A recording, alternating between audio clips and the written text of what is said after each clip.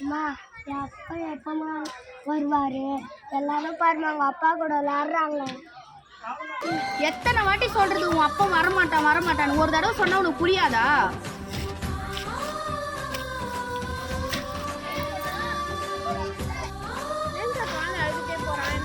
நான் அம்மா திட்டி அனுப்பிட்டேன். இப்படி திட்டி அனுப்புனாதான் அவன் இன்னொரு வாட்டி அவங்க அப்பனை பற்றி கேட்க மாட்டான். ஒரு குடிக்காக கட்டின பொண்டாட்டியும் பிள்ளையும் விட்டு ஓடுறவனை பற்றி அவன்கிட்ட என்னம்மா சொல்லி நான் புரிய வைக்கிறது?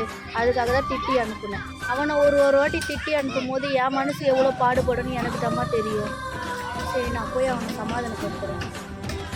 அப்பா தான் வேலை கட்டுவாங்க, அம்மா நான் இருக்கேன். கவலைப்படக்கூடாது.